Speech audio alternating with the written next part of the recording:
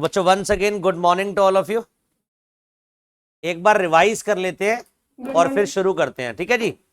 Last class में क्या पढ़ा था रिवाइज कर लेते हैं।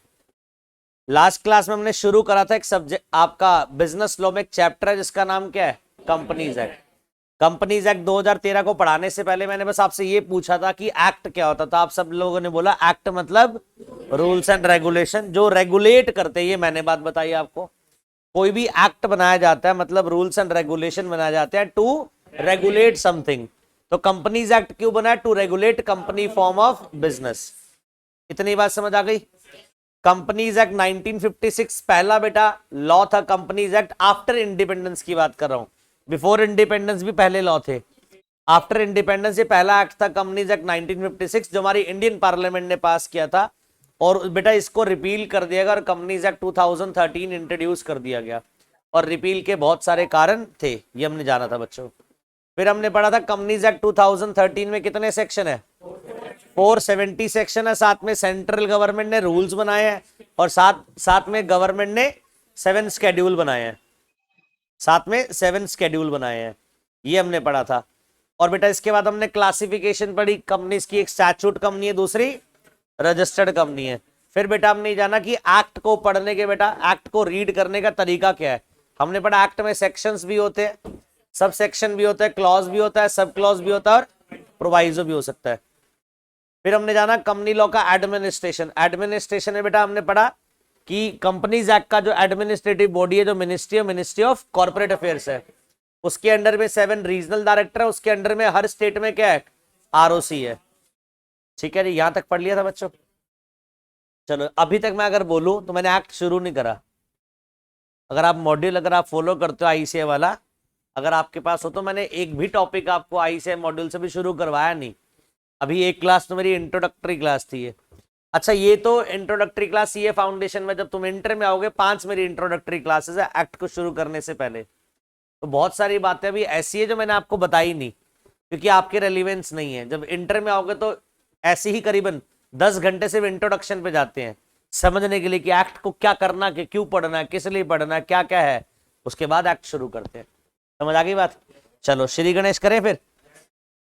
एक बार दोबारा से बता दो, कंपनीज एक्ट 2013 में कितने सेक्शन है, 470। कितने चैप्टर्स हैं, 29। साथ में क्या पढ़ने हैं, रूल्स। रूल्स कौन बनाता है, सीजी। सीजी बोले तो एमसीए। और साथ में क्या है, स्केड्यूल। स्केड्यूल कितने हैं, 7। आ रही बात समझ। अब बेटा मैं आपको पहला आज सेक्शन करवा रहा हूं लॉ का, जिसका नाम है सेक्शन 1। आज मैं आपको बेटा एक्ट का कौन सा सेक्शन करवा रहा हूं, सेक्शन 1। और बेटा सेक्शन 1 में 4 बातें पढ़ेंगे। कितनी बातें पढ़ेंगे, लिखो बेटा, शॉर्ट टाइटल,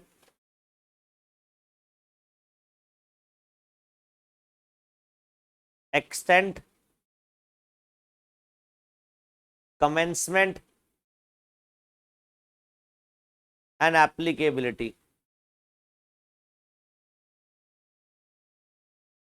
सेक्शन 1 में कितनी बातें हैं, 4 बातें हैं। Short title, extent, commencement and applicability. अच्छा बेटा एक बात सुनो, ये जो अब मैं आपको बात बताने वाला हूं ना, अब जो मैं आपको बात बताने वाला हूं ध्यान से सुनो बच्चों। ये कंपनीज एक्ट का सेक्शन 1 पढ़ा रहा हूं मैं। किस एक्ट का, कंपनीज एक्ट का सेक्शन 1। बेटा हर लॉ में, हिंदुस्तान का कोई भी एक्ट उठा लीजिए, सेक्शन 1 में 4 बातें मिलेंगी आपको जो मैंने लिखी है। शॉर्ट टाइटल, दूसरा एक्सटेंट, तीसरा कमेंसमेंट और फोर्थ एप्लीकेबिलिटी। आप चाहे कॉन्ट्रैक्ट एक्ट पिक कर लो, चाहे सेल्स ऑफ गुड्स पिक कर लो, चाहे पार्टनरशिप पिक कर लो, या अदर लॉ पिक कर लो, कोई भी लॉ पिक कर लो, हमेशा सेक्शन 1 में क्या मिलेगी, 4 बातें पढ़ने को मिलेगी। पहला टाइटल, दूसरा एक्सटेंट, तीसरा कमेंसमेंट, फोर्थ एप्लीकेबिलिटी। समझ आ गई बात। अब बेटा सबसे पहली बात लिखो बेटा, फर्स्ट पॉइंट लिखो, this act may be called as Companies Act.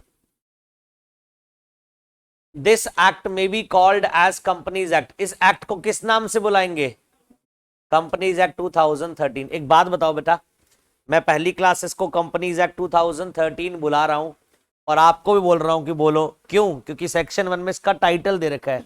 Section 1 में इसको किस नाम से बुलाया गया है? Companies act 2013। तो किसी भी लॉ का टाइटल कहां मिलता है हमें? सेक्शन 1 में मिलता है। अब आप सेल ऑफ गुड्स एक्ट को सेल ऑफ गुड्स बोलते हो बिकॉज सेक्शन 1 में टाइटल दे रखा है उसका। तो इसको अगर कुछ और नाम दिया होता तो हम और लॉ बोलते बेटा।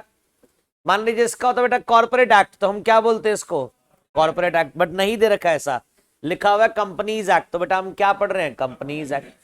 तो मतलब मैंने क्या पढ़ा दिया बच्चों आपको? Short title. क्या पढ़ा दिया? Short title. दूसरी बात एक्सटेंड, लिखो बेटा। This act extends to whole of India. ये एक्ट कहां लगता है बच्चों?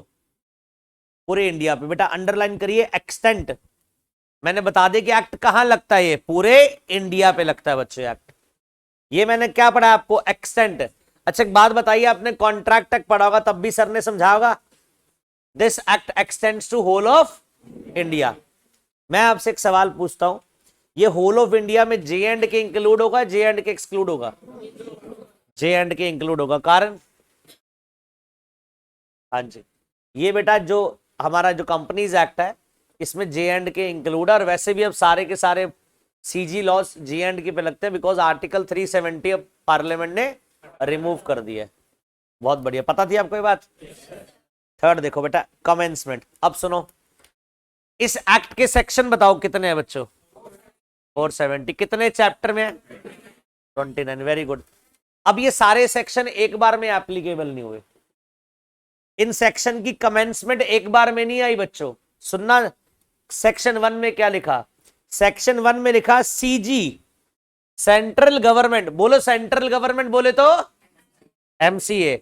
सीजी में बाय नोटिफिकेशन। सीजी बेटा क्या देगी बेटा? एक नोटिफिकेशन देकर जो प्रोविजंस है बेटा वो अप्लाई कर देगी on different dates. On different dates. देखो कुछ लॉ बेटा ऐसे होते हैं जो एक बार में क्या हो जाते हैं? कमेंस हो जाते हैं। जैसे पूरा का पूरा एक्ट क्या हुआ? एक बार में कमेंस हो गया। सारे के सारे सेक्शन एक बार में ही क्या हो गए? कमेंस हो गए। कंपनीज एक्ट के साथ ऐसा नहीं था। कंपनीज एक्ट 2013 के साथ क्या रहा बच्चों कि सेक्शन 1 में बोल दिया कि सारा का सारा एक्ट एक बार में नहीं आएगा। सीजी क्या करेगा? नोटिफिकेशन देगा और नोटिफिकेशन के साथ डेट भी बताएगा कि ये वाले प्रोविजंस इस डेट पर क्या हो रहे हैं? अप्लाई हो रहे हैं। तो बेटा कुछ सेक्शन कंपनीज एक्ट 2013 के सुनो 13 में आए 2013 में, कुछ 14 में भी आए, कुछ 16 में भी आए। और अभी एक प्रोड्यूसर कंपनी लॉन्च करा बेटा इन्होंने, वो तो अमेंडमेंट एक्ट 2020 में लेकर आए हैं बच्चों। मेरे कहने का मतलब समझ आया आप? कि सीजी के पास ये जो एक्ट था 470, ये सारे सेक्शन एक बार में अप्लाई नहीं करेंगे। सेक्शन 1 में ही डाल दिया गया कि सीजी क्या कर सकती है? नोटिफिकेशन देकर डिफरेंट डेट अनाउंस कर सकती है डिफरेंट प्रोविजंस की कमेंसमेंट के लिए। आगे बात समझ? वैसे ऑल दो सारे सेक्शंस क्या हो जाते हैं? एक्ट के एक बार में आ जाते हैं, बट इस एक्ट की कहानी क्या है? अलग है। सोचो बेटा, लॉजिकल सोचना। हालांकि सिलेबस की बात नहीं है पर फिर भी बात डिस्कस करते हैं। कंपनीज एक्ट 1956 चल रहा था। कंपनीज एक्ट 1956 चल रहा था। वो रिपील होकर कौन सा है? 2013। 2013 पूरा एक बार में आया नहीं, ये किस में आया? पार्ट्स में आया। तो अगर मान लीजिए इसके 470 सेक्शन में से कुछ पार्ट के सेक्शन आ गए, कुछ पार्ट के सेक्शन अभी नहीं आई, उस दौरान फिर क्या हुआ? तो लॉ मेकर ने बोला टिल द टाइम जब तक कंपनीज एक्ट 2013 के प्रोविजंस कमेंस नहीं हो जाते तब तक कौन से प्रोविजन एप्लीकेबल रहेंगे? 1956 के। तो साइमल्टेनियसली दो लॉ चल रहे थे, 56 भी चल रहा था, 13 भी चल रहा था। 13 उन प्रोविजंस के लिए जो आ गए हैं और 56 उन प्रोविजंस के लिए जो अभी 13 में नहीं आए। फिर बेटा एक मूवमेंट, एक वक्त आया क्या सारे के सारे प्रोविजंस 13 वाले एक्ट के इंट्रोड्यूस कर दिए गए, तो 56 वाला एक्ट टोटली क्या हो गया? रिपील हो गया। समझ आई बात? तो ये बताना चाह रहा हूं कि एक मूवमेंट ऐसा भी था जब 56 और 13 दोनों के प्रोविजन साइमल्टेनियसली चल रहे थे। हम 13 वाला एक्ट इसलिए पढ़ते थे जो नए प्रोविजन अप्लाई हुए थे, कमेंस हुए थे, और 56 वाला एक्ट इसलिए पढ़ते थे जो प्रोविजन 13 के एक्ट में आज भी एप्लीकेबल नहीं हुए। बोलो बात समझ आ गई?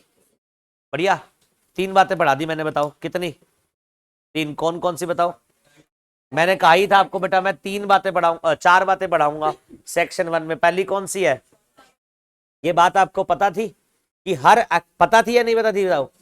हर एक्ट का, कोई भी एक्ट आप हिंदुस्तान में उठाओगे, हर एक्ट की आपको सेक्शन 1 में 4 बातें मिलेंगी बेटा। पहला टाइटल, दूसरा एक्सेंट, तीसरा कमेंसमेंट, फोर्थ एप्लीकेबिलिटी। टाइटल बताओ इस एक्ट को किस नाम से जाना जाएगा? कंपनीज एक्ट 2013, इसलिए हम इसको इस नाम से जान रहे हैं। अगर बेटा कुछ और लिखा होता टाइटल में तो फिर हम कुछ और नाम से बोलते हैं इसको। दूसरा extends to whole of India, ये कहां पर लगता है बच्चों? पूरे इंडिया पर लगता है। थर्ड, सीजी बेटा क्या करेगी? नोटिफिकेशन से इस एक्ट के प्रोविजंस को अलग अलग टाइम पर डिफरेंट डिफरेंट डेट्स पर एप्लीकेबल करेगी। I hope clear to all of you. अच्छा लग रहा है? चलो जी आगे बढ़ते हैं। लास्ट बताओ कौन सी बात है? ये थोड़ी सी बेटा टफ है कि ये एक्ट लगता किसके ऊपर। अच्छा मैं आपसे पूछूं, पर टफ क्वेश्चन आप मुझे बताना, ये एक्ट किसके ऊपर लगता है? सोल प्रोप्राइटरशिप के ऊपर, पार्टनरशिप के ऊपर, एलएलपी के ऊपर, कंपनी के ऊपर? सिंपल है, ये किसके ऊपर लगेगा? अब कंपनी भी कई तरह की बच्चों, हमें ये जानना है ये किस कंपनी के ऊपर लगता है एक्ट। मैंने अभी एक्ट शुरू नहीं करा, मैंने सेक्शन का, मैं ये बता रहा हूं कि एक्ट की अब एप्लीकेबिलिटी कहां कहां आएगी, एक्ट की एप्लीकेबिलिटी कहां कहां पर आएगी, हम ये जानना चाह रहे हैं। तो लिखो बेटा, the provisions of this act shall apply to, the provisions of this act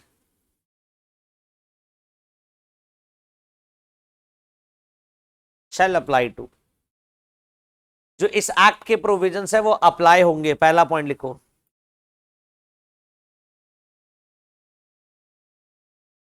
companies incorporated under this act और under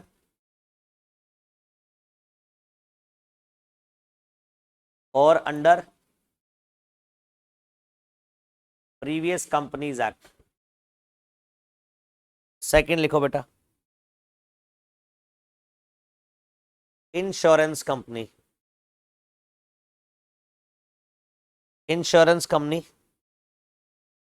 accept where the provisions,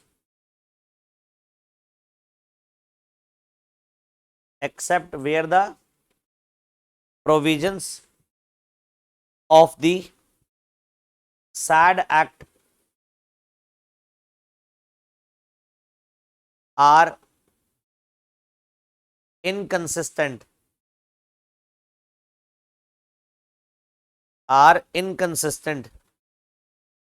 with the provisions of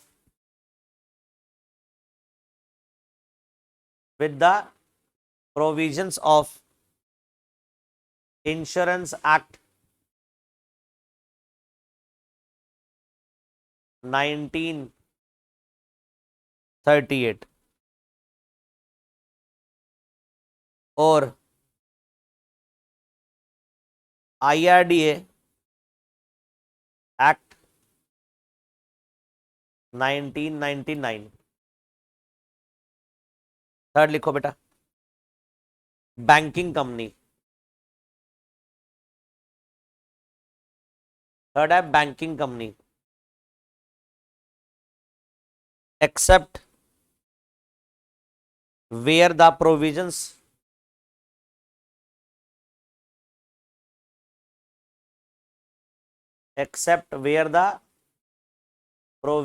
of the SAD Act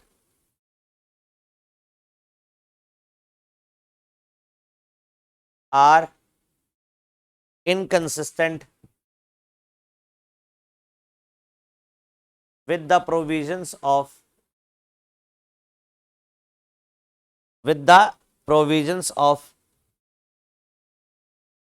banking regulation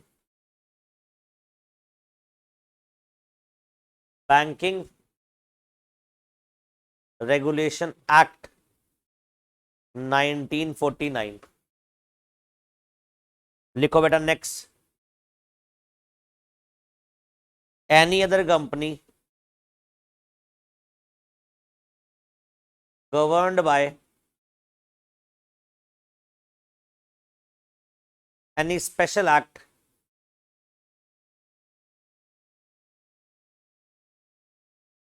for the time being in force,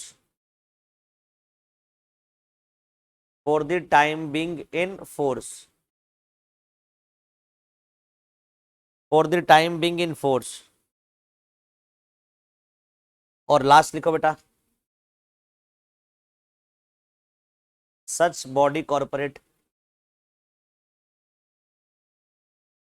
which are incorporated, such body corporate which are incorporated by any act for the time being in force, for the time being in force, and as the CG may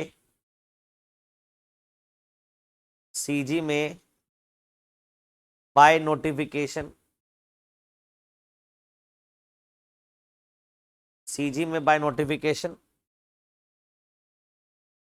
specify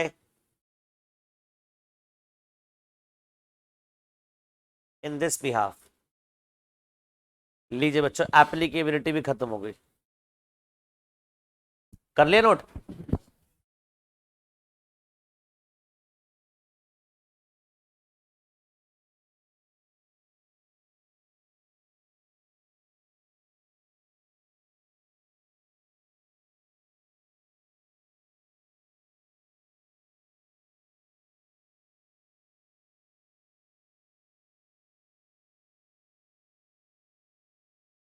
तीन बातें बच्चों में समझ आ गई थी। पहली कौन सी?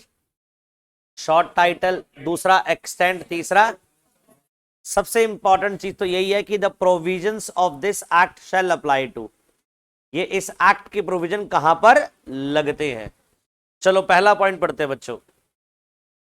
कह रहा जी जो कंपनीज इनकॉर्पोरेट हुई है अंडर दिस एक्ट। अच्छा, दिस एक्ट बोले तो जो अभी एक्ट चल रहा है, बताओ कौन सा चल रहा है? तो कह रहा जो कंपनी इस एक्ट में बनी इसके ऊपर भी कंपनीज एक्ट लगेगा, और अंडर प्रीवियस कंपनीज एक्ट जो इससे पहले वाले एक्ट में बनी 1956, उससे पहले 1913, उससे पहले भी था। कह रहा जितने भी पुराने एक्ट में प्रीवियस लॉ में कंपनी बनी है उनके ऊपर भी एक्ट लगेगा। इतनी बात समझ आ गई? बोलो। तो एक तो क्या बताया मैंने, फर्स्ट पॉइंट समझ आ गया आपको कि इस एक्ट की एप्लीकेबिलिटी एक तो उस कंपनी के ऊपर आती है जो incorporated under this act, current वाले एक्ट में है और प्रीवियस एक्ट में। डन। दूसरा बच्चों, इंश्योरेंस कंपनी है इंडिया में, बहुत सारे आपने इंश्योरेंस कंपनी सुनी होगी, आईसीआई सुनी होगी अब, और एचडीएफसी की भी सुनी होगी, और भी बहुत सारी क्या है इंश्योरेंस कंपनीज मार्केट में प्रिवेल करती हैं। बोलो। जैसे डिजिट सुना होगा आपने, गो डिजिट, तो स्टार हो गया, ये बहुत सारी क्या है इंश्योरेंस कंपनी। अब सुनना ध्यान से बेटा, इंश्योरेंस कंपनी पहले तो रजिस्टर्ड कहां हो गई? इंश्योरेंस पहले तो रजिस्टर्ड होगी कंपनीज एक्ट में, कंपनी है तो कहां इनकॉर्पोरेट हो गई। फिर इंश्योरेंस बिजनेस के लिए उन्होंने इंश्योरेंस सेक्टर का जो रेगुलेटर है आईआरडीए, उससे अप्रूवल ले लिया। देखो बेटा, हर बेटा क्या होता है, सेक्टर का कोई ना कोई रेगुलेटर होता है। एग्जांपल पर टेलीकॉम सेक्टर में अगर आपको बिजनेस करना है, ट्राई होता है, telecom regulatory authority of India. Banking sector में काम करना आरबीआई होता है, पता है आपको ये? Very good. और अगर हम इंश्योरेंस सेक्टर में जाएंगे तो आईआरडीए, वहां पर insurance regulatory development authority of India. Real estate sector में जाएंगे, रेरा, रियल एस्टेट अथॉरिटी आती है बेटा, रेरा। तो हर सेक्टर की बच्चों क्या होती है, अलग अलग रेगुलेटर्स होते हैं जो उस इंडस्ट्री को, उस मार्केट को रेगुलेट करते हैं। कह रहा मान लीजिए कि इंश्योरेंस कंपनी है, क्या है? इंश्योरेंस कंपनी है, बनी कहां पर? वो कंपनीज एक्ट में। बाद में उसने अप्रूवल लाइसेंस कहां से ले लिए? आईआरडीए से, रेगुलेटर से क्या ले लिए? लाइसेंस ले लिए। अब जब कोई इंश्योरेंस कंपनी बन जाती है तो उसके ऊपर बेटा एक्ट लगता है, इंश्योरेंस एक्ट 1938 और आईआरडीए एक्ट 1999, ये उसके ऊपर एक्ट लग रहे हैं। अब क्वेश्चन इज क्या कंपनीज एक्ट भी लगेगा? तो लॉ मेकर कहता है यस, कंपनीज एक्ट भी इंश्योरेंस कंपनी के ऊपर लगेगा, ऑल दो उसके ऊपर क्या लग रहा है, उसका स्पेशल एक्ट बना हुआ है। क्या बना हुआ है? अब देखो, अब नई बात पता लगेगी आपको कंपनीज एक्ट में कि उसका एक स्पेशल एक्ट बना हुआ है। कौन सा? इंश्योरेंस एक्ट 1938 और आईआरडीए एक्ट 1999। फिर भी कह रहा है कंपनीज एक्ट कंप्लाई करो। सर कैसे कंप्लाई होगा बेटा? ब्रैकेट में देखो क्या लिखा है, except where the provision of the said act are inconsistent with the provisions of the insurance act. सुनो ध्यान से, अब जो बात आपको मैं बताने वाला हूं, देखो जो कंपनीज एक्ट आप लोग पढ़ रहे हो बच्चों, ये एक जनरल लॉ है बेटा। क्या है ये? एक जनरल लॉ है बेटा ये।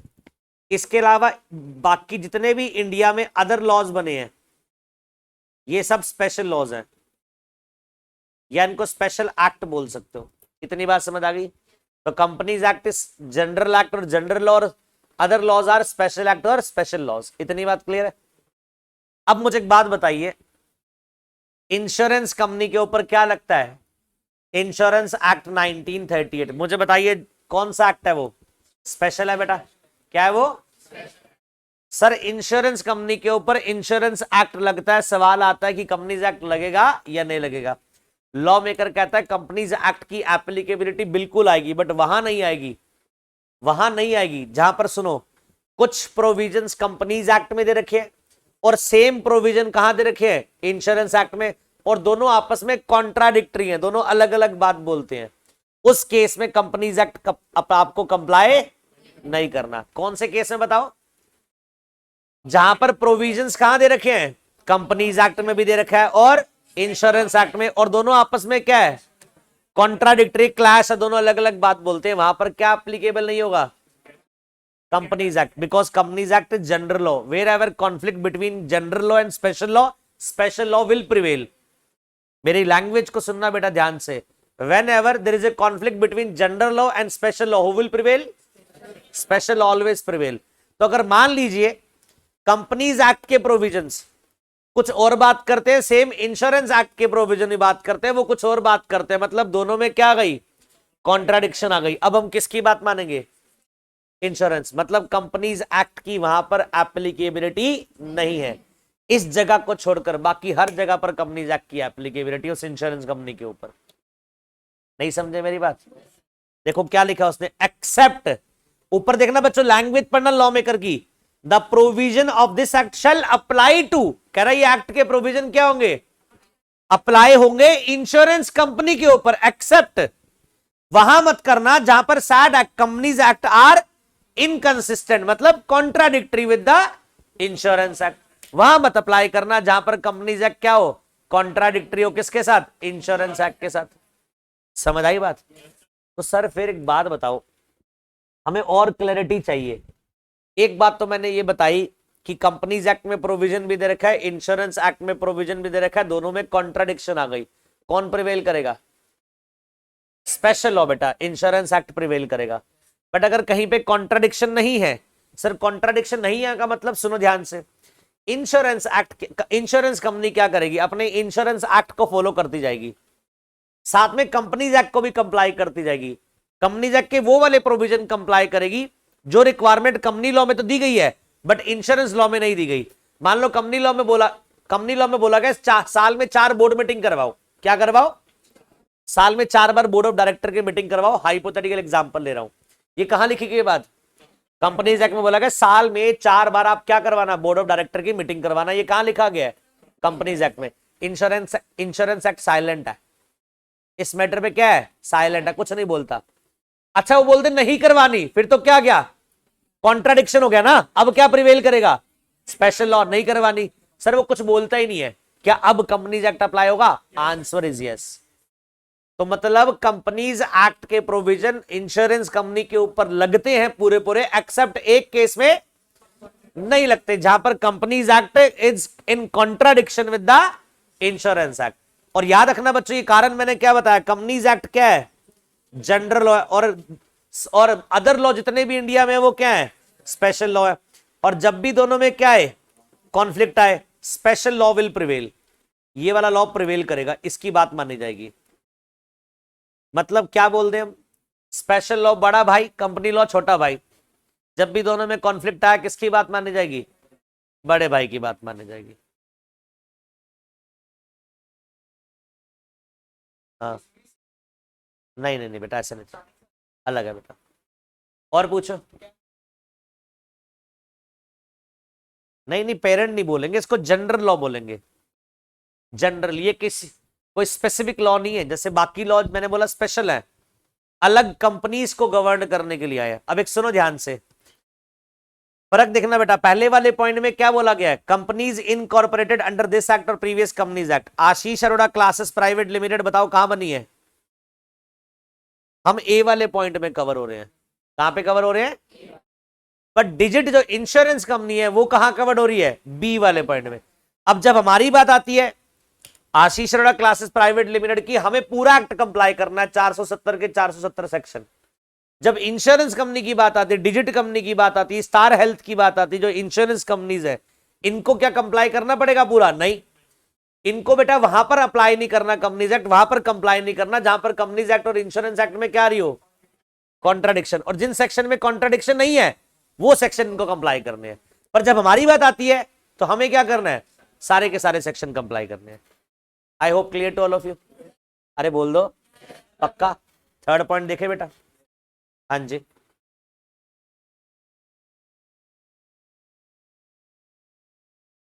इंश्योरेंस कंपनी ने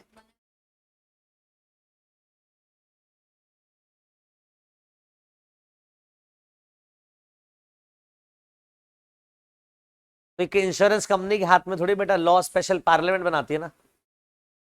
लॉ पार्लियामेंट से पास होकर आता है, और पार्लियामेंट ने ही कंपनीज एक्ट लिखा है, पार्लियामेंट ने ही इंश्योरेंस लॉ लिखा है।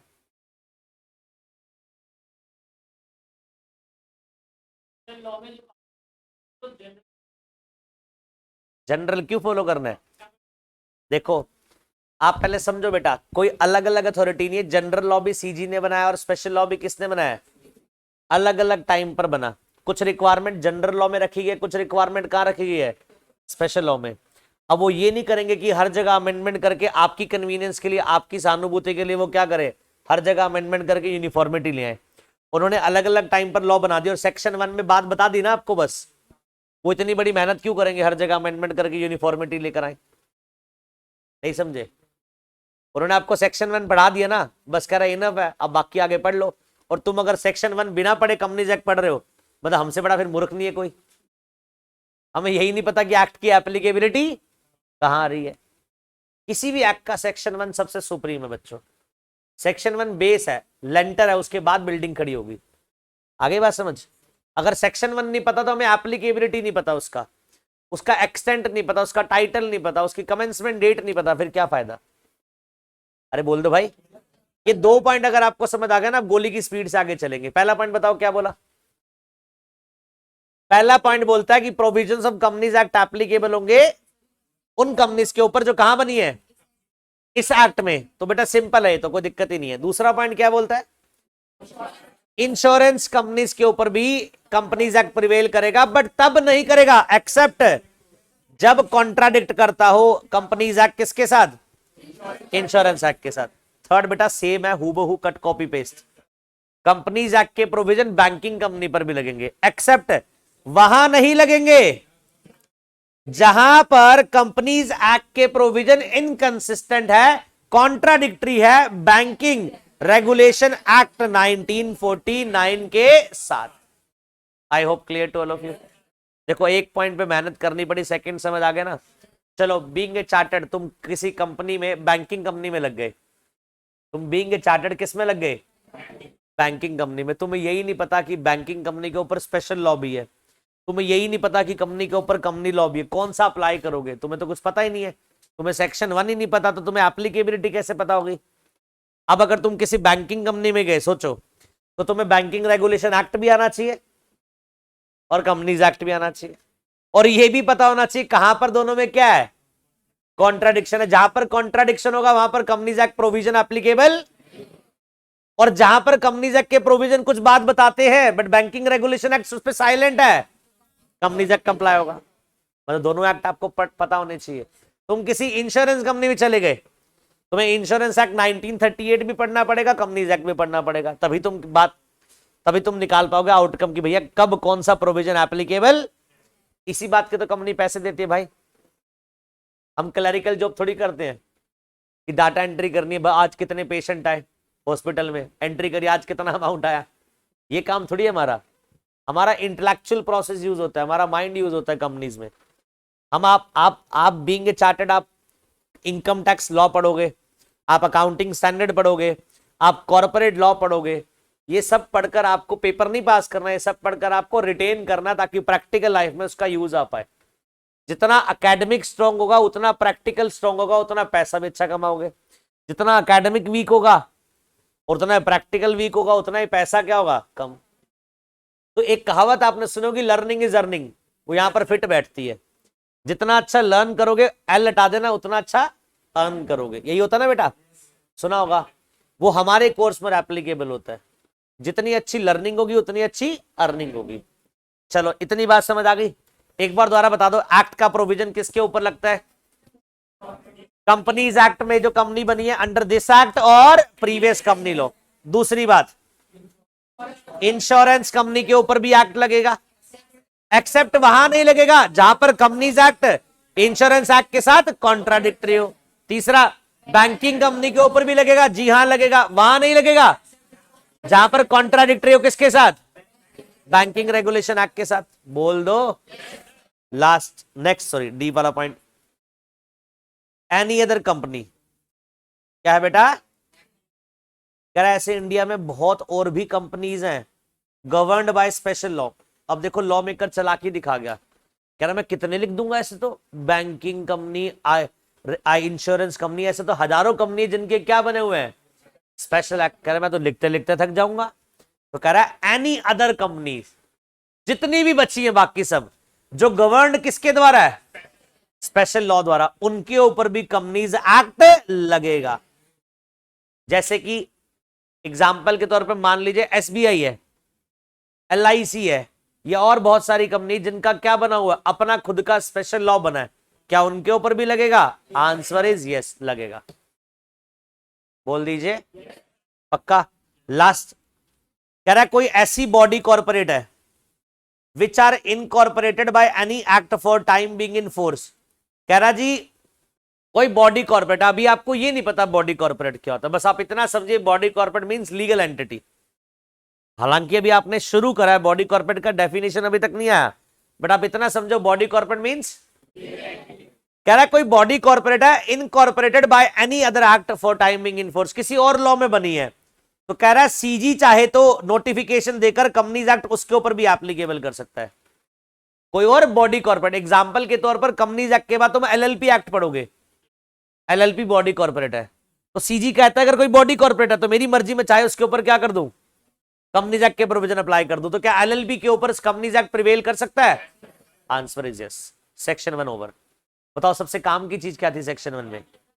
एप्लीकेबिलिटी। पहले 3 चीज तो टाइम पास थी भैया, सबसे मेन चीज क्या थी? एप्लीकेबिलिटी। नहीं पता तो फिर कुछ फायदा नहीं है। चलो एक बार चारों बातें बताओ। पहले बताओ टाइटल, इस एक्ट का टाइटल क्या है? कंपनीज एक्ट 2013 इस एक्ट का टाइटल है। दूसरा, एक्सटेंड कहां पर लगता है? Whole of India. Whole of India में क्या आएगा बच्चों? सब कुछ इंक्लूड होगा, कश्मीर से लेकर कन्याकुमारी तक। ठीक है जी। अभी कांग्रेस की भारत जोड़ो यात्रा चल रही है ना, राहुल गांधी जी कर रहे हैं, कहां से कहां तक करेंगे? कहते हैं कश्मीर से लेकर कन्याकुमारी तक 150 दिन की यात्रा है उनकी। कितने हजार किलोमीटर उनको चलना है कि कांग्रेस से कुछ क्या हो जाए, रिवाइवल हो जाए। तो कहने का मतलब जहां से इंडिया है हमारे मैप में, जहां से शुरू हो रहा है, जहां से बॉटम से लेकर टॉप तक, पूरे इंडिया पे क्या होगा? ये एक्ट लगेगा बच्चों। तीसरा, इस एक्ट की कमेंसमेंट। बच्चों कुछ एक्ट ऐसे हैं जो एक बार में कमेंस हो जाते हैं और कुछ एक्ट ऐसे हैं जो एक बार में कमेंस। ये वाला जो एक्ट है इसमें सीजी ने बोला मैं नोटिफिकेशन दूंगा अलग अलग टाइम पर, अलग अलग सेक्शन बताऊंगा, अलग अलग डेट भी बताऊंगा, उसी डेट पर क्या होगा वो अप्लाई होगा, कमेंस होगा। फिर सबसे बड़ी बात सर आती है एप्लीकेबिलिटी। सर कंपनीज एक्ट के प्रोविजन किसके ऊपर लगेंगे? सर कंपनी जो इनकॉर्पोरेटेड अंडर दिस एक्ट और प्रीवियस कंपनीज एक्ट, इसके अलावा इंश्योरेंस कंपनी। ठीक है जी। तीसरा banking company. Fourth any other company governed by special law. और लास्ट बॉडी कॉर्पोरेट। अच्छा मैं आपसे एक सवाल पूछूं, आप बताओगे ऐसी कौन सी कंपनी है जिसके ऊपर companies act in totality comply होगा, एप्लीकेबल होगा, पूरा का पूरा 100% एप्लीकेबल होगा? जो कंपनीज इस एक्ट में इनकॉर्पोरेटेड है या प्रीवियस एक्ट में, मतलब ये वाली। एग्जाम्पल के तौर पर बहुत इंडिया की बड़ी company Ashish Arora classes private limited, Reliance industries limited के बराबर वाली कंपनी है। अरे बोलो भाई। तो कहने का मतलब एक ऐसी कंपनी है बेटा जो इंडिया में इनकॉर्पोरेट हुई है, कंपनीज एक्ट में इनकॉर्पोरेट हुई है, उसके ऊपर इन टोटलिटी में कंपनीज एक्ट लगेगा। और कहीं पर भी बेटा बैंकिंग कंपनी, इंश्योरेंस कंपनी की बात आ गई तो बेटा पूरा इन टोटलिटी नहीं लगता। अदर लॉ बेटा, अगर अदर लॉ से कंपनी गवर्न है उसके ऊपर भी लगता है। तो देखना पड़ेगा हमें कंपनी कौन सी है, पर जो कंपनी इस एक्ट में बनी है उसके ऊपर 100% इन टोटलिटी एक्ट अप्लाई होगा। बोलो बात समझ आ गई? बेटा लाइव वाला दोबारा यूज ज्वाइन कर लेना, सेम यूजर आईडी पासवर्ड से है। मैंने ये नहीं बोला प्रिवेल होगा, मैंने बोला सीजी चाहे तो, सीजी में का मतलब ऑप्शनल, चाहे तो वो अप्लाई कर सकती है, मैंने ये नहीं बोला होगा। फर्क है बेटा, एक वर्ड होता है शैल, एक वर्ड होता है मे मतलब मे हैपेंड और मे नॉट हैपेंड। शाम को बारिश हो भी सकती है, नहीं भी हो सकती। आगे बात समझ? चलो जी, सेक्शन 1 मैंने समझा दिया। साथ में मैंने एक और बात बता दी कि कंपनी लॉ, ये किताबों में कहीं लिखी हुई बातें नहीं है बच्चों, जो मैं बता रहा हूं। कंपनी लॉ कौन सा लॉ बताइए? जनरल लॉ बेटा। तो कंपनीज एक्ट को जब हम पढ़ते हैं जनरल लॉ के पॉइंट ऑफ व्यू से पढ़ते हैं कि किसी दूसरे लॉ के साथ कहीं भी इसकी क्या आ जाती है, कॉन्ट्राडिक्शन आ जाती है, तो हम किसको फॉलो करते हैं फिर? स्पेशल लॉ को। वेरी गुड बच्चों, आगे बात समझ। चलो एक सवाल मैं आपसे पूछूंगा, आप मुझे बताना।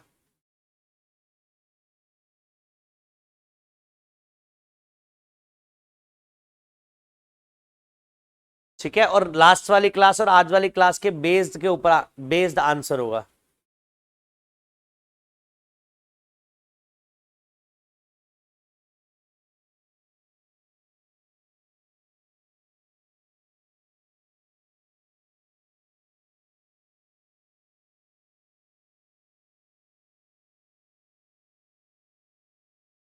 Weather companies act is a stand alone piece of legislation, इसका जवाब दीजिए। क्या करें सर, जवाब से पहले सवाल समझाओ। जवाब तो बहुत दूर की बात है।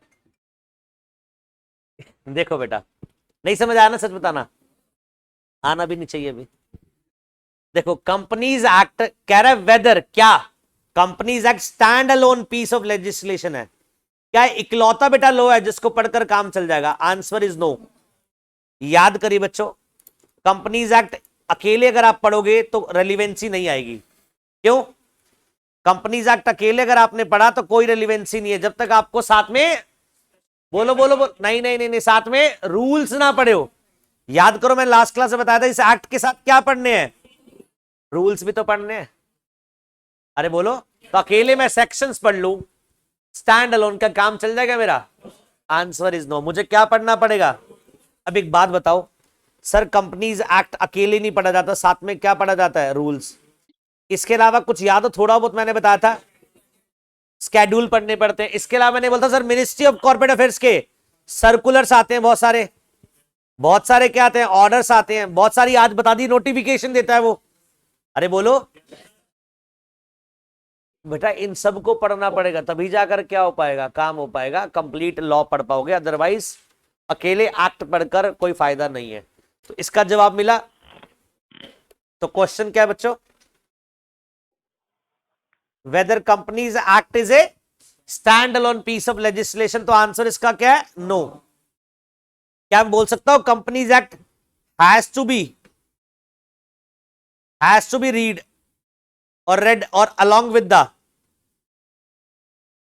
the rules, along with the MCA circular, order, notification, etc etc etc।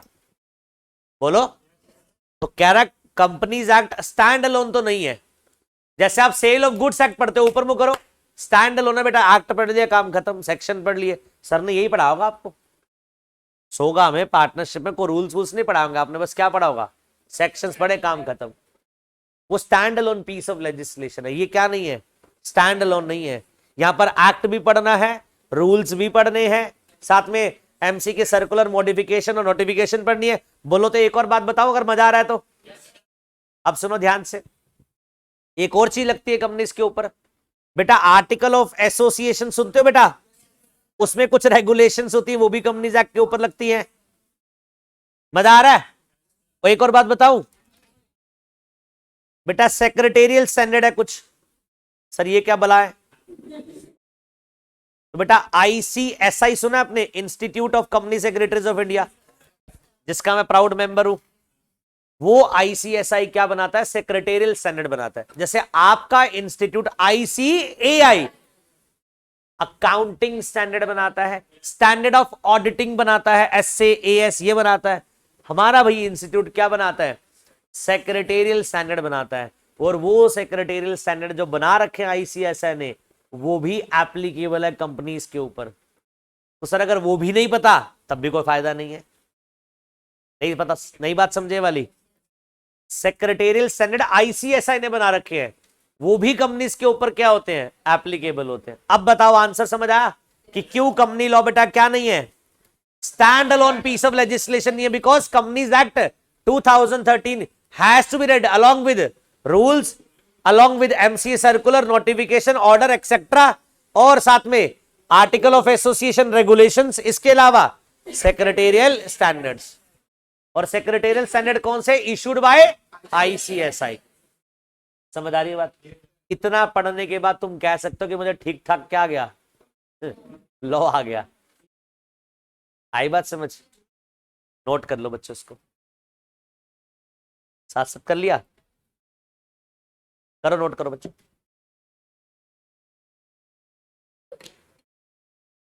Live वालों समझ आ रहा है बेटा आप लोगों को? कोई डाउट है?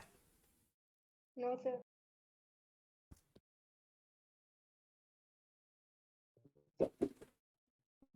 पीछे बेटा आपको समझ आ रहा है?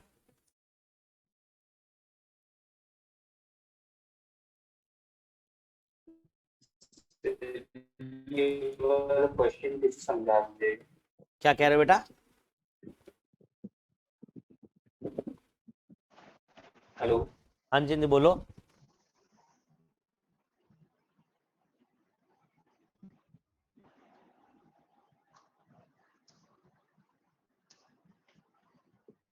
सर ये वाला क्वेश्चन फिर से समझा दीजिएगा। ये क्वेश्चन कहता है कि क्या companies act stand alone piece of legislation है? स्टैंड अलोन बोले तो अकेला पीस ऑफ लेजिस्लेशन है। आंसर इज नो, ये अकेला नहीं है बच्चों। इसके साथ आपको एक्ट के साथ रूल्स पढ़ने पड़ते हैं, साथ में एमसी के सर्कुलर नोटिफिकेशंस पढ़नी पड़ती है, इसके अलावा एओए की रेगुलेशंस पढ़नी पड़ती है, साथ में सेक्रेटेरियल स्टैंडर्ड जो आईसीएसआई इशू करता है। ये सब पढ़ने के बाद आपका बेटा एक्ट इन टोटलिटी में आपके सामने आता है। आ रही है बात समझ? हाँ जी।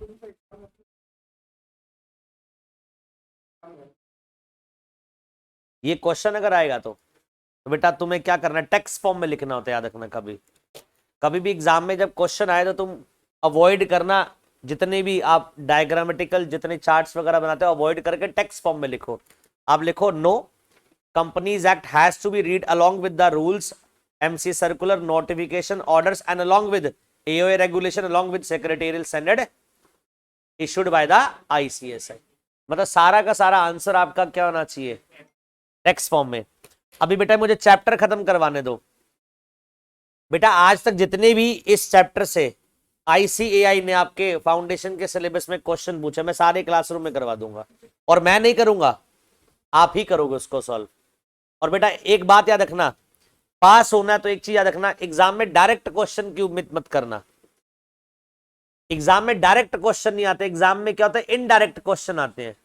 एग्जाम में वो ये नहीं पूछता बताओ सेक्शन 1 क्या कहता है। एग्जाम में वो ये नहीं पूछेगा कि सेक्शन 1 क्या कहता है। वो एग्जाम में पता है क्या बोलेगा?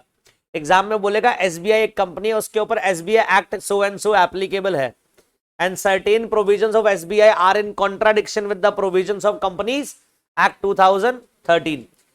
एक आपको बोलेगा you are being a chartered accountant, explain whether Companies Act are need to be complied or not.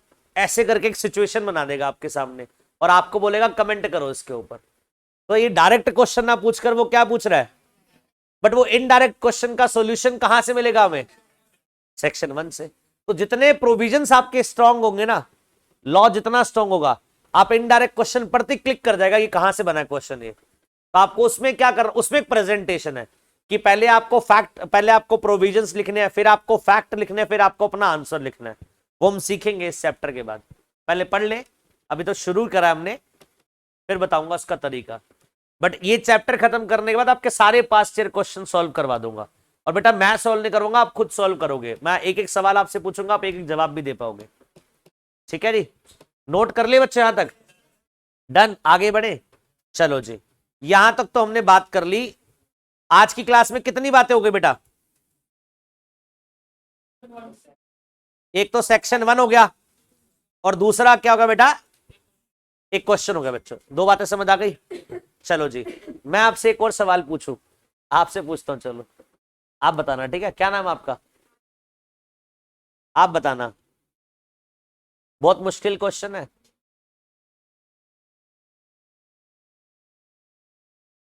Company क्या है?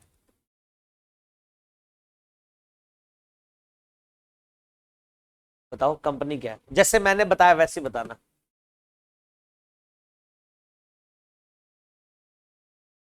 कंपनी क्या है, क्यों बनाते हैं भाई?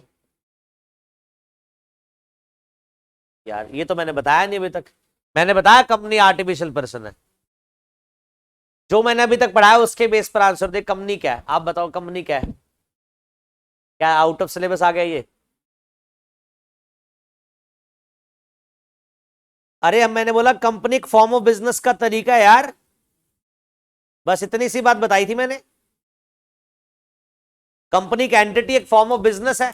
हमें बिजनेस करना है, हम प्रोप्राइटरशिप बना सकते हैं, पार्टनरशिप बना सकते हैं, एलएलपी बना सकते हैं, और बताया था ना बच्चों। चलो जी, इतनी बात समझ आ गई। ये तो मैंने ऐसे ही पूछ लिया कि आप कितने एक्टिव हो।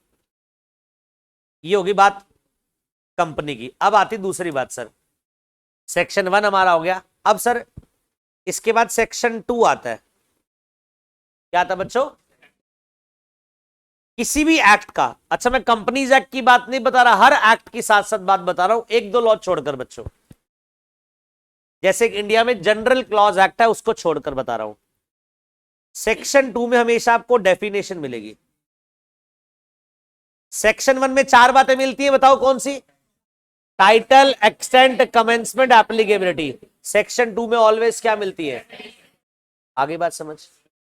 और एक डेफिनेशन सेक्शन में आपको क्लॉज मिलते हैं बच्चों। क्या मिलते हैं? अभी याद करो, लास्ट क्लास में मैंने आपको बताया था कि सेक्शन कैसे आइडेंटिफाई करना है, सब सेक्शन कैसे आइडेंटिफाई करना है, क्लॉज, सब क्लॉज, प्रोवाइजो, है ना। यह थोड़ा सा आपको चेंज मिलेगा, बट उस चेंज का जवाब मैं थोड़ी देर में दूंगा। इतनी बात समझ आ गई? सबसे पहले मैं आपको बताने वाला हूं डेफिनेशन ऑफ कंपनी। क्या बताने वाला हूं? तो मुझे बताइए, अगर मैं डेफिनेशन पढ़ा रहा हूं तो कहां पे होगी डेफिनेशन? सेक्शन 2 में होगी। और ब्रैकेट में लिखो 20। अब इस 20 को आप तो बेटा क्या पढ़ोगे? Sub section. क्या पढ़ोगे? बट बेटा इसको सब सेक्शन नहीं पढ़ना, यहां पर क्लॉज पढ़ना है। हालांकि मैंने यही बताया आपको लास्ट क्लास में कि सेक्शन के बाद सब सेक्शन आता है और वो न्यूमेरिकल में ही होता है इन ब्रैकेट्स। बट यहां पर मैं इसको सब सेक्शन रीड ना करके क्या रीड कर रहा हूं? क्लॉज। अभी थोड़ी देर में ये बात क्लियर करूंगा, बट याद रखना सेक्शन 2 में सब सेक्शन नहीं है, क्या है? क्लॉजेस मिलेंगे आपको। तो अभी डेफिनेशन कहां लिखी गई है कंपनी की, बताओ? Section 2 clause 20। इतनी बात समझ आ गई? पक्का? अब सुनो बेटा, मैं बार बार बोल रहा हूं, मैं कंपनीज एक्ट के हिसाब से नहीं बता रहा, बहुत सारी ऐसी जनरल बातें बता रहा हूं जो लॉ में हमेशा प्रिवेल की जाती है। जैसे सेक्शन 1 में 4 बातें हमेशा मिलेंगी आपको, सेक्शन 2 में डेफिनेशन मिलेंगी। अब जब भी डेफिनेशन जब आप पढ़ोगे बच्चों, डेफिनेशन 2 एंगल से मिलती है पढ़ने को। कितने एंगल से? कुछ डेफिनेशन ऐसी होती है जो मींस से शुरू होती है, और कुछ डेफिनेशन ऐसी होती है जो इंक्लूड से शुरू होती है। कुछ डेफिनेशन ऐसी होती है जो मींस वर्ड से शुरू होती है, कुछ ऐसी होती है जो इंक्लूड्स। जब डेफिनेशन लिखी हो मीन्स वर्ड से लॉ में तो वो डेफिनेशन एग्जॉस्टिव होती है बेटा। कौन सी डेफिनेशन होती है वो? और जब डेफिनेशन लिखी हो इंक्लूड्स तो बेटा वो डेफिनेशन इंक्लूसिव होती है। सर इसका मतलब नहीं समझ आया हमें, बोलो। नहीं समझ आया ना? आना भी नहीं चाहिए, मैंने बताया कहां अभी। अब सुनो बेटा, अब मैं किसकी डेफिनेशन पढ़ा रहा हूं? तो बेटा कंपनी की डेफिनेशन मिला है, कंपनी मीन्स ए कंपनी। चलो मैंने समझाया कुछ नहीं, बट इतना बता दो मीन्स वाली डेफिनेशन कौन सी होती है। तो मैं कौन सी डेफिनेशन पढ़ा रहा हूं? Company means A company which is incorporated under this act. तुम कैसे बोल रहे हो भाई, तुम्हें कैसे पता? कहां से पढ़ा है? मैंने तो पढ़ाया नहीं। अच्छा, मतलब मैंने बताई थी बात ये, या फिर विच इज इनकॉर्पोरेटेड अंडर।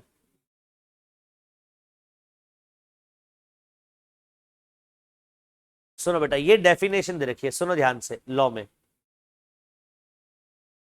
तो कह रहा है पहली बात तो कंपनी मींस ए कंपनी, मतलब डेफिनेशन कौन सी है बच्चों? एग्जॉस्टिव। और बेटा सुनो ध्यान से, लिखो मत बेटा, पहले सुन लो। कह रहा है कंपनी का मतलब कंपनी है, कंपनी का मतलब। तो हमने देखा होगा फलाना परचून का खोखा खोल के बैठा है, दुकान खोल कर बैठा और बोलता है मेरी कंपनी है। मतलब फलाना फलाना कोई होगा, दुकान खोलकर बैठा होकर बोलेगा मेरी क्या चल रही है, गलत बोल रहा है वो, कंपनी तो है ही नहीं। कंपनी का मतलब तो क्या है? कंपनी है। तेरी प्रोप्राइटरशिप होगी, उसको कंपनी का नाम गलत दे रहा है। आई बात समझ? एक चाय की स्टॉल लगा रहा है, साथ में 4-5 डिब्बी सिगरेट की बेच रहा है, क्या बोल रहा है? मेरा बिजनेस है, कंपनी फॉर्म में चला रहा हूं, मेरी कंपनी है। गलत बोल रहा है भाई, वो कंपनी नहीं है तेरी, तेरी प्रोप्राइटरशिप है। क्या है? आ रही बात समझ? तो कंपनी का मतलब कंपनी है बच्चों, विच इज वो कंपनी जो इनकॉर्पोरेटेड है, मतलब रजिस्टर्ड है बेटा under this act. This act बोले तो जो करंट चल रहा है, करंट कौन सा चल रहा है? कंपनीज एक्ट 2013, ये चल रहा है बच्चों करंट। तो जो करंट एक्ट चल रहा है वो कंपनीज एक्ट 2013 है। इस एक्ट में जो इनकॉर्पोरेट हुई वो कंपनी है। और का मतलब क्या होता है? या तो ये या तो ये। और कह रहा है विच इज वो कंपनी जो इनकॉर्पोरेट कहां हुई है? प्रीवियस कंपनीज एक्ट में, वो भी क्या है? कंपनी है। अब जरूरी थोड़ी है हर कंपनी 2013 में बनी है, बहुत सारी कंपनी क्या है 2013 से पहले से बनी हुई है। वो इनकॉर्पोरेट कहां हुई थी? पुराने वाले लॉ में। तो बेटा वो भी क्या है? कंपनी है। अब सोचो लॉ मेकर कितना समझदार है, ये वाला पॉइंट छोड़ दे, लॉ मेकर ना डालता तो बेटा जितनी भी पुरानी कंपनी कंपनीज एक्ट से पहले बनी है वो कंपनी है ही नहीं, है ना? फिर लॉ मेकर का दिमाग कहां है? क्यों? वो इतना इंटेलिजेंट है, उसे पता है कि भैया सब चीजें लेकर चलनी है। उसने लॉ में डेफिनेशन लिखते समय क्या लिखा? वो तो कंपनी है ही जो करंट एक्ट में बनी, कर वो भी है जो प्रीवियस एक्ट में बनी। मतलब उनको दोबारा से कहीं रजिस्ट्रेशन नहीं करवाना। अगर ये पॉइंट ना डालते मतलब उनको फिर दोबारा से कंपनी बनने के लिए फिर कंपनीज एक्ट में क्या होना पड़ता? इनकॉर्पोरेट होना पड़ता। हरासमेंट नहीं हो जाती वो? अरे बोलो। तो लॉ मेकर समझकर समझदारी से लॉ लिखता है, और उस बीच में क्या डाल दिया उसने? और या तो ये या तो ये। और तीसरी बात क्लियर करी, कंपनी का मतलब सिर्फ क्या है? कंपनी है, कोई प्रोप्राइटरशिप कोई पार्टनरशिप नहीं है। और फोर्थ बात ये क्लियर करी कि भैया डेफिनेशन मीन्स है मतलब एग्जॉस्टिव। अब सुनो एग्जॉस्टिव का मतलब क्या है? एग्जॉस्टिव का मतलब जो गिवन है बस यही है, इसके अलावा और कुछ नहीं है। जो वर्ड्स आपको जो लिटरल दिख रहा है आपको वही है, बस इसके अलावा कुछ और नहीं है। यही मैं डेफिनेशन इंक्लूड्स वर्ड से कर दूं तो वो डेफिनेशन में जो गिवन है वो तो है ही, उसके अलावा और भी चीजें ऐड हो सकते हैं। कल को मान लो कोर्ट की जजमेंट अगर कोर्ट ने बोला जी इसको भी इंक्लूड कर दो, हमें उसको भी इंक्लूड करना होगा। आई बात समझ? तो डेफिनेशन जब मीन से शुरू हो जाती है तो वो एग्जॉस्टिव बन जाती है। एग्जॉस्टिव मतलब जो है, जो रिटर्न है बस वही है, इसके अलावा और कुछ नहीं है। और जब इंक्लूड से डेफिनेशन होती है वो इंक्लूसिव है, जो रिटर्न है वो तो है ही, उसके अलावा और भी चीजें क्या हो सकती हैं उसमें? इंक्लूड हो सकती हैं। बोलो बात समझ आ रही है? पक्का? तो एक बार बताओ कंपनी की डेफिनेशन समझ आ गई? क्या क्या पॉइंट समझ आए कंपनी की डेफिनेशन से? पहली बात तो कंपनी मीन्स का मतलब डेफिनेशन कौन सी है? एग्जॉस्टिव है। फिर कंपनी मीन्स है कंपनी, कंपनी का मतलब ही क्या है? कंपनी है। और वो कंपनी जो इनकॉर्पोरेटेड अंडर दिस एक्ट है और प्रीवियस एक्ट है। और प्रीवियस एक्ट वाली बात डालने का लॉजिक समझ आया? ना डालता तो बेटा पुरानी सारी कंपनी क्या होती, कंपनी मानी ना जाती, फिर दोबारा से उनको इनकॉर्पोरेशन करवाना पड़ता। आ रही है बात समझ? अब एक बात बताओ, ये तो होगी बेटा कंपनी की क्या डेफिनेशन। हाँ जी, नहीं नहीं, ये डेफिनेशन यही है बच्चों। कहां इंक्लूड कर सकते, मैंने कहां बोला? वो डेफिनेशन इंक्लूसिव में बोला मैंने, इंक्लूसिव में डेफिनेशन नहीं इंक्लूड कर सकती। कल को इस डेफिनेशन में अमेंडमेंट आता है तो हम उस अमेंडमेंट के अकॉर्डिंगली इसको इंटरप्रेट करेंगे। अभी जो डेफिनेशन जो दे रखी है हमारे लिए यही है। कंपनी का मतलब बस दो ही है, एक तो जो अंडर दिस एक्ट बनी वो, और प्रीवियस एक्ट बनी वो। आई बात समझ? मतलब जो इस एक्ट में इनकॉर्पोरेट हुई नहीं वो हमारे लिए क्या नहीं है। ऊपर मुंह करो बेटा। स्पेन में कंपनी बनी, क्या बनी? एक स्पेन में, जर्मन में कंपनी बनी बेटा, क्या वो दिस एक्ट में बनी है क्या? वो तो फॉरेन एक्ट में बनी है, तो क्या वो कंपनी हुई? Answer is no. आई बात समझ? चाइना में कंपनी बनी है, चाइना में कंपनी बनी है, वहां के लॉ के अकॉर्डिंगली बनी है, हमारे अकॉर्डिंगली वो क्या नहीं है, कंपनी नहीं है। बट चाइना की मल्टी, आपने सुना एमएनसी क्या करती है, अलग अलग देशों में जाकर बिजनेस करती है। बट अगर उन्होंने यहां पर एक बिजनेस करा और कंपनी बनाई, अब वो क्या बन गई, कंपनी बन गई, बिकॉज उन्होंने इनको इनकॉर्पोरेशन कहां करवाया, कंपनीज एक्ट 2013 में करवाया, इसलिए वो कंपनी है। तो जो इंडिया में कंपनीज एक्ट में रजिस्टर्ड है सिर्फ वही कंपनी है, जो यूएसए में रजिस्टर्ड हो, ऑस्ट्रेलिया में रजिस्टर्ड है, वो हमारे लिए क्या नहीं है, कंपनी नहीं है। हम उनके लिए बेटा वो कंपनी, उनके लिए वो कंपनी है। हर बेटा कंट्री का अलग लॉ बच्चों। लिखो ये,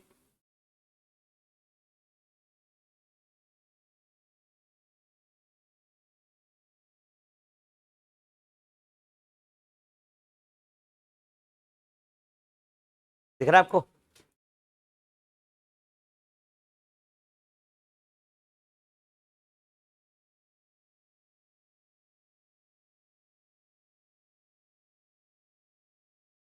अब याद रहेगा बच्चों, डेफिनेशन हमेशा किस एंगल से पढ़नी है, दो एंगल से पढ़नी है। पहली मींस और दूसरी, जहां पर मींस वाली आ जाएगी मतलब डेफिनेशन एग्जॉस्टिव हो जाएगी, जहां पर इंक्लूड्स वाली आएगी मतलब इंक्लूसिव हो जाएगी। इतनी बात समझ आ गई? आगे बढ़ ले अब, नोटिंग कर लिया सबने? 1% कंपनी का अभी आएगी बेटा, वेट करो, इसमें है आपके सिलेबस में। चलो जी, अब हेडिंग डालो बेटा, फीचर्स ऑफ कंपनी। क्या कह रहे हो? आएगी बेटा, अभी तो कंपनी की डेफिनेशन पढ़ाई है, तो कंपनी के बारे में बता दिया। जब कोई इंक्लूड्स वाली डेफिनेशन आएगी वो पढ़ाऊंगा। गुड्स की डेफिनेशन जो आपने सेल ऑफ गुड्स में पढ़ी है वो इंक्लूड्स वाली नहीं है। Goods means any kind of movable property and includes, वहां मींस एंड इंक्लूड्स दोनों आते हैं। सेक्शन 2 क्लॉज 7 में पढ़ी है आपने सोगा में, वहां पर लिखा है goods means every kind of movable property and include stock and share, वो सब पढ़ा आपने। तो मींस भी आ रहा है, इंक्लूड्स भी आ रहा है, उसको फिर एग्जॉस्टिव मानते हैं बेटा अगेन। हाँ जी, चले आगे बढ़े। लिखो फीचर्स ऑफ कंपनी। फीचर्स किसी में नहीं बेटा।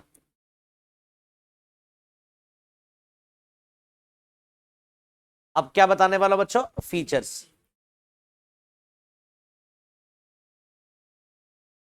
चलो पहला फीचर लिखो बेटा,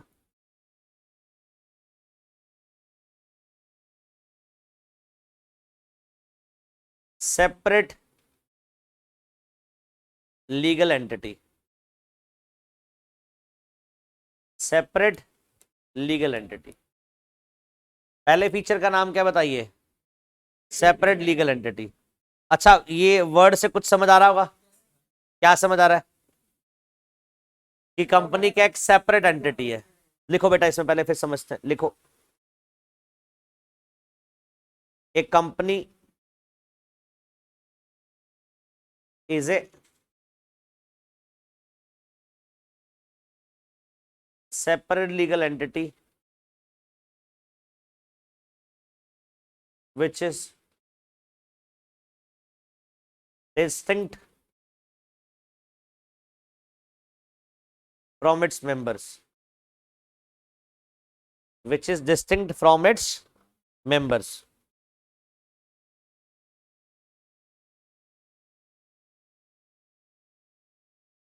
आगे लिखो, company being a separate person, company being a separate person having its own rights and obligation. Company being a separate person having its own rights and on obligations.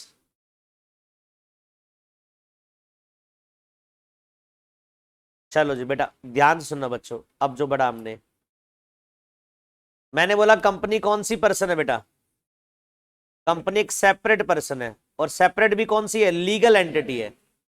अगर तीन वर्ड अलग अलग कर दो, सेपरेट का मतलब क्या होता है, अलग, लीगल एंटिटी मतलब वो जो कानूनन इसको एंटिटी माना गया, क्या माना गया, एंटिटी। तो लॉ कहता है कंपनी एक सेपरेट लीगल एंटिटी है which is distinct from its members, जो किससे अलग है, मेंबर से अलग है।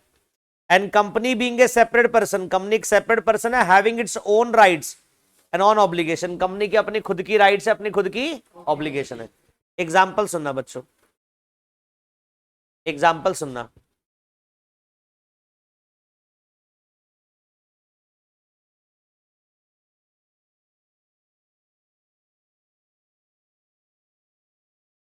बेटा सीएस आशीष अरोड़ा, सीएस प्रिंस अरोड़ा, हम दो भाई हैं, दोनों ने सीएस कर रखी है। हमने दोनों ने मिलकर एक कंपनी बनाई जिसका नाम है आशीष अरोड़ा क्लासेस प्राइवेट लिमिटेड। ये बिजनेस मेरा है, आइडिया मेरा था, पहले प्रोप्राइटरशिप में चल रहा था, बाद में जाकर मैंने इसको किस में कन्वर्ट कर दिया, कंपनी बना दिया। ठीक है जी। अब इस कंपनी के दो मेंबर है, हम दोनों मेंबर है, और दो डायरेक्टर, हम दोनों ही क्या है, डायरेक्टर है। लॉ मेकर क्या कहता है, correct, company is a separate legal entity, company एक सेपरेट पर्सन है। सुनो ध्यान से, Ashish Arora classes private limited एक अलग क्या है, पर्सन है in the eyes of law, किसमें, in the eyes of law. सुनो ध्यान से, in the eyes of law अगर मैं अलग पर्सन हूं तो बताइए मैं अलग से कंपनी के नाम पर कॉन्ट्रैक्ट कर सकता हूं, yes. In the eyes of law मैं पर्सन हूं तो बेटा क्या हूं, अलग पर्सन हूं, तो मैं कॉन्ट्रैक्ट भी अपने नाम पर करूंगा, कंपनी के नाम पर करूंगा, मेरे नाम पर नहीं होंगे। पहले जब मेरा प्रोप्राइटरशिप बिजनेस है, सुनना बच्चों कैसे कैसे कंपनी रन करती है, जब मेरा प्रोप्राइटरशिप बिजनेस था और मुझे किसी के साथ कॉन्ट्रैक्ट करना था तो मैं कॉन्ट्रैक्ट करता था, आशीष अरोड़ा मैं करता था कॉन्ट्रैक्ट उस पर्सन के साथ। लायबिलिटी किसकी आती थी, मेरी आती थी। कॉन्ट्रैक्ट एक्ट आपने पढ़ रखा है। अब आज के टाइम पर जितने भी मैं काम करता हूं मैं अपने नाम पर नहीं करता, बिकॉज अगर मैं कंपनी के फंड्स यूज कर रहा हूं तो किसके नाम पर करूंगा, तो मैं कॉन्ट्रैक्ट एएसी प्राइवेट लिमिटेड के नाम पर करता हूं, आशीष अरोड़ा क्लासेस प्राइवेट लिमिटेड के नाम पर करता हूं। उस कॉन्ट्रैक्ट से राइट और लायबिलिटी किसकी आएंगी, कंपनी के नाम पर आएंगी, मेरी नहीं आएंगी। आ रही बात समझ। तो जैसे एक लीगल पर्सन हूं मैं, लीगल एंटिटी हूं, मैं कॉन्ट्रैक्ट कर सकता हूं, कंपनी भी तो क्या है, लीगल एंटिटी है, वो कॉन्ट्रैक्ट कर रही है, और राइट और लायबिलिटी किसकी आ रही है, कंपनी की। मेरा कुछ नहीं जा रहा बेटा। दूसरा, कंपनी अगर कंपनी अपने गुड्स अपनी सर्विस क्रेडिट पर दे रही है कस्टमर्स को, और कस्टमर उसे पे नहीं कर रहे, तो कंपनी खुद क्या करेगी, अपने नाम से स्यू करेगी, उसको केस करेगी।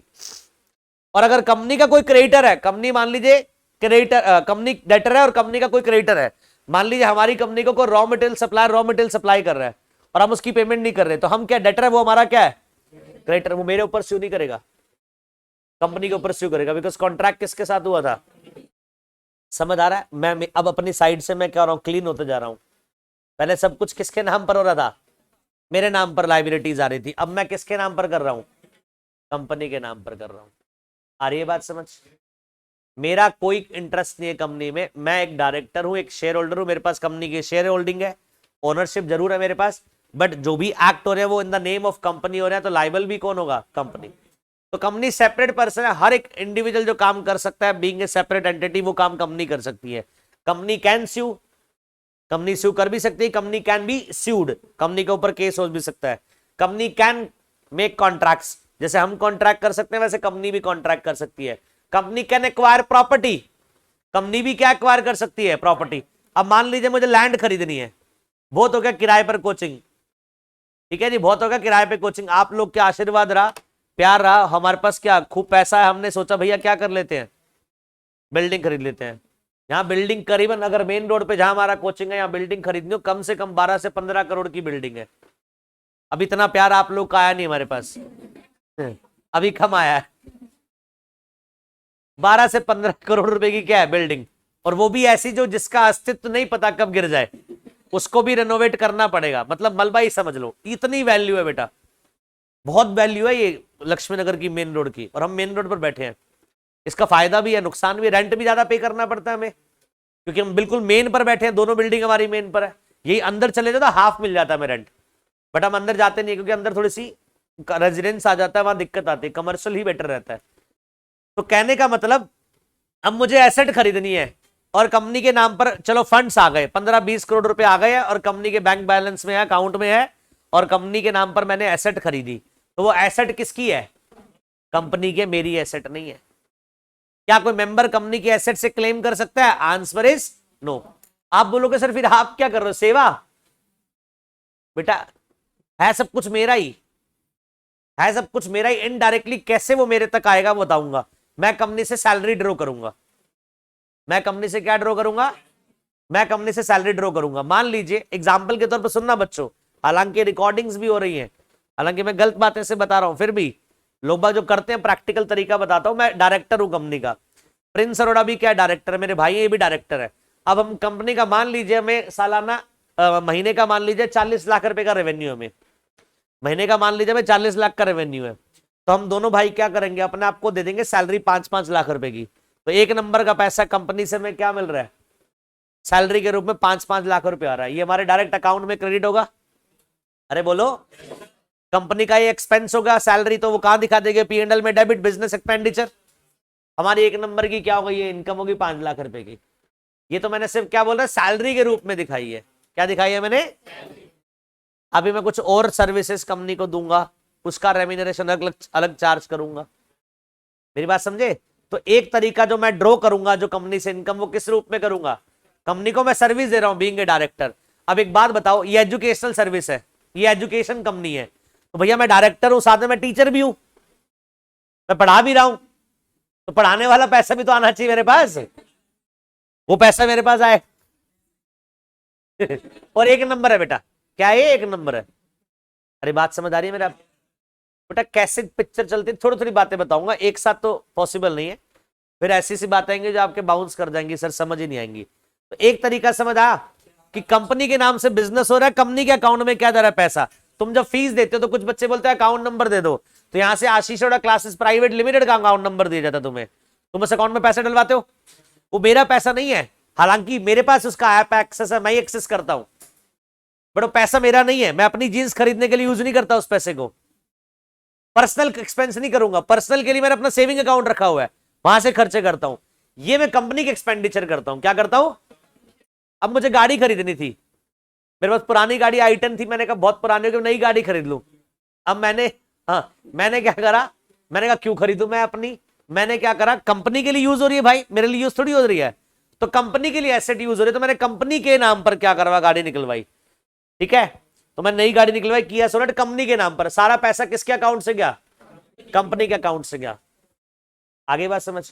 और बेटा जब आप टैक्सेशन बढ़ोगे तो आपको मिलेगा कि आप जीएसटी का बेनिफिट ले लो, या तो आप डेप्रिसिएशन, आपने सुना होगा डेप्रिसिएशन, तो मैं अब हर साल उसका क्या करूंगा, पहले तो मैंने कंपनी के बैलेंस यूज करा एसेट खरीदने में, कंपनी की एसेट मिल गई, यूज कौन कर रहा है, मैं डायरेक्टर। लॉ कहता है इसको कहां यूज करो, पर बिजनेस में यूज करो, पर्सनल में नहीं। पर मैं अपनी बीवी को इंडिया गेट ले जा रहा हूं, सीपी ले जा रहा हूं, कार्य से गलत है ये, यूज कहां करनी है इसको, कंपनी के बिजनेस में यूज करनी है। मेरे ससुराल वाला के उनको घुमाने ले गया आगरा में, गलत है ये भैया, मेरे को यूज कहां करनी है उसको, बिजनेस एसेट से बिजनेस के लिए यूज करनी है। अब सुनो, देखो बेटा, कंपनी का पहले पैसा यूज करके कंपनी की एसेट बनवाई, मेरी एसेट नहीं, किसकी है, वो कंपनी की है। अब जो भी उसमें पेट्रोल डलता है मेरे पैसे थोड़े लेगा, वो किसके पैसे लेगा, कंपनी के पैसे से, बिजनेस एक्सपेंडिचर। अच्छा एसेट है तो भैया डेप्रिशिएट हो गई, साल का 1.5 लाख रुपए डेप्रिसिएशन क्लेम करूंगा उसका मैं, एक्सपेंस क्रिएट कर दिया, प्रॉफिटेबिलिटी क्या हो गई, कम हो गई। आई बात समझ? सब कुछ किसके एंगल से चल रहा है, कंपनी के से। आ रही बात समझ? तो कंपनी एक लीगल पर्सन है, separate legal entity in the eyes of law. आप एक प्रोप्राइटरशिप रन करते हो, वो लीगल एंटिटी नहीं है in the eyes of law. Proprietor क्या होता है उसका, प्रोप्राइटर क्या होता है, वही लीगल पर्सन होता है। आप देखते हो ब्यूटी पार्लर वाली जो ब्यूटिशियन होती है, वो सब क्या चला रही है, प्रोप्राइटरशिप चला रही है। क्या चला रही है वो सब प्रोप्राइटर कर रहा है बच्चों। उसमें प्रोप्राइटर लीगल पर्सन, उस प्रोप्राइटरशिप का कुछ नहीं है, वो सब प्रोप्राइटर जो है उसके नाम पर चल रहा है सब कुछ। इतनी बात समझ आ गई? आगे बढ़े तो पहला फीचर समझ आ गया। कंपनी क्या है बताओ, separate legal entity. Separate legal entity का मतलब बताओ बच्चों क्या होता है? कंपनी ऑल टुगेदर क्या है, सेपरेट पर्सन है। किससे, मेंबर से। जो उसको बना रहे हैं वो अलग है और कंपनी अलग है। दूसरी बात सुनो बेटा ध्यान से। अच्छा एक लिख लीजिए बच्चों, एक नोट बनाकर लिखिए।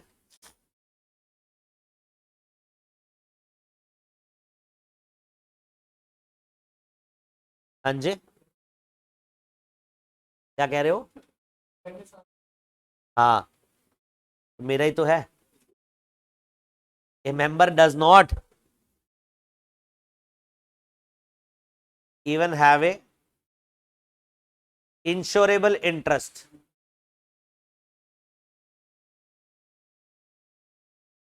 एक member does not have a insurable interest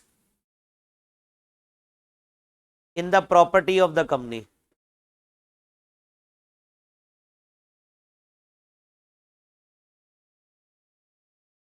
in the property of the company. क्या लिखा बच्चों मैंने? A member does not have a insurable interest. Member का कोई इंटरेस्ट नहीं होता किस प्रॉपर्टी में, कंपनी की प्रॉपर्टी में। समझ आ रही है बच्चों बात? डन। पहला फीचर समझ आ गया। दूसरा फीचर लिखो बेटा। हाँ जी बोलो। नोट का मतलब, कोई एसेट कंपनी के नाम पर, उसमें मेंबर का कोई इंटरेस्ट नहीं है। एक एसेट कंपनी की है। देखो सब कुछ होता है, बोर्ड ऑफ डायरेक्टर के पास ही पावर है। मैनेजमेंट के डिसीजन कौन लेता है, बीओडी। अगर मैंने कोई एसेट कंपनी के नाम पर ली है तो कल को उसको बेचने का राइट भी मेरे पास ही है। मतलब कंपनी के डिसीजन बीओडी लेगा, बट कंपनी के हित में लेगा, कंपनी का अगेंस्ट नहीं लेगा। बट अगर कोई एसेट कंपनी के नाम पर है तो बेटा वो एसेट मेरी नहीं है, वो किसकी है, कंपनी के। उस एसेट में से मैं कुछ क्लेम नहीं कर सकता, मेरा बेटा कुछ क्लेम नहीं कर सकता। मेरी को पर्सनल एसेट है, मेरा बेटा आ जाएगा, ये मेरे पापा की एसेट है, मेरी हो गई, ठीक है। बट मेरी एसेट में ना, कंपनी के एसेट में ना मैं क्लेम करूंगा ना मेरा बेटा क्लेम करेगा, बिकॉज वो एसेट किसकी है, कंपनी की है। हो सकता है आज मैं डायरेक्टर हूं, कल को डायरेक्टर चेंज हो जाए, डायरेक्टर कोई और हो जाए, वो एसेट किसी डायरेक्टर की नहीं है, वो एसेट किसकी है, कंपनी की है। समझ आ गई बात? पक्का? आगे लिखो बेटा। अब सुनो बेटा, कंपनी एक आर्टिफिशियल पर्सन है। अच्छा हम सब लोग कौन से पर्सन है, नेचुरल। हमारा बर्थ भी नेचुरली, हमारी डेथ भी नेचुरली। बड़ा अच्छा आदमी था, कल दिखा था आज आया नहीं, है ना, पता लगा रात को चला गया। मतलब हमारा सब कुछ क्या है, नेचुरली। बर्थ भी क्या हुआ, नेचुरली हुआ, और डेथ भी क्या हुआ, नेचुरली। सब ऊपर वाले के हाथ में है। सब किसके हाथ में है, बस यही चीज भगवान से हमने छीनी नहीं है, बाकी तो सब कुछ छीन लिया है कलयुग में आके। सब कुछ हम भूल गए हैं, बस एक चीज को छोड़कर भगवान ने अपने पास रखी है, जन्म और मृत्यु। कह रहा ये मेरे हाथ में रहेगी, तुम कुछ भी कर लो, तुम छीन नहीं सकते। जिसको बचाना है भगवान ने, उसका कितना बड़ा एक्सीडेंट हो जाए बच जाता है वो। और जिसको मारना हो, वो क्या हो, हल्का सा उसको चोट लग जाए बेटा, हल्का सा चोट लग जाए वहीं पे निकल लेता है वो, क्योंकि इसका टाइम आ गया। तो कहने का मतलब नेचुरल पर्सन का बर्थ भी नेचुरली और डेथ भी नेचुरली, और किसके हाथ में, ऊपर वाले के हाथ में है। कंपनी का ऐसा नहीं, कंपनी आर्टिफिशियल है। सुनो ध्यान से, created by law as well as dissolve by law. बनाना है तो लॉ में बनाइए, उसको इनकॉर्पोरेट कराइए। मारना है तो लॉ में ही प्रोसीजर दे रखा है वाइंडिंग अप का, वो फॉलो करो। इसलिए बोलता है it is created by law as well as dissolve by law. But natural की बात करो, नेचुरल प्रोसेस है, बर्थ भी और डेथ भी। अरे बोल दो। तो लिखो बेटा, company is artificial person. A company is an artificial person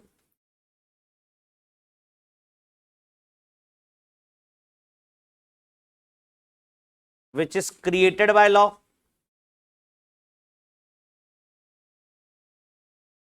as well as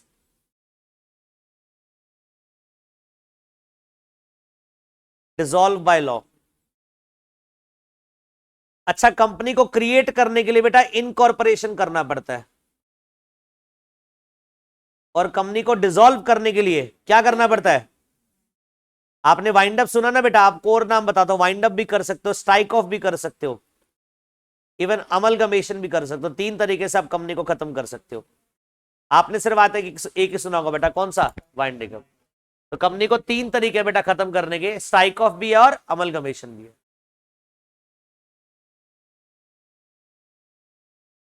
हाँ बेटा, जैसे 2 कंपनीज हैं, एक कंपनी क्या हो गई, जैसे अब सुनो ध्यान से, वोडाफोन आइडिया सुना आपने?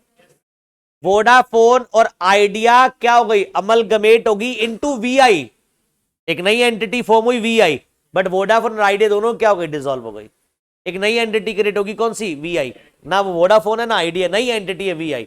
सबके सिम में नेटवर्क कैसे आते हैं? वीआई के आते हैं। अब नई सिम्स भी वीआई की आती है। वोडाफोन भी डिसॉल्व होगी और आइडिया भी डिसॉल्व होगी। समझ आ गई बात?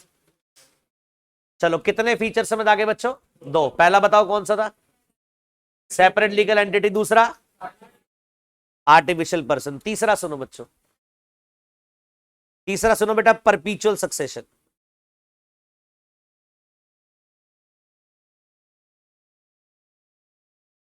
तीसरा बच्चों क्या है? परपीचुअल सक्सेशन। परपीचुअल का मतलब क्या होता है? लिखो बेटा, company life is for ever.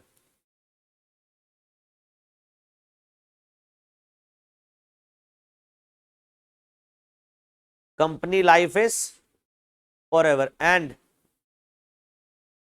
It is not dependent, it is not dependent upon the life of any member. It is not dependent upon the life of any member. तो कंपनी की life क्या है? Forever है। Company की life किस पे dependent नहीं है? मेंबर के। आगे लिखो, death comma insolvency, comma insanity of any member does not affect the continuity of the company. Does not affect the continuity of company. Death के बाद इंसॉल्वेंसी कॉमा इनसेनिटी, पागलपन।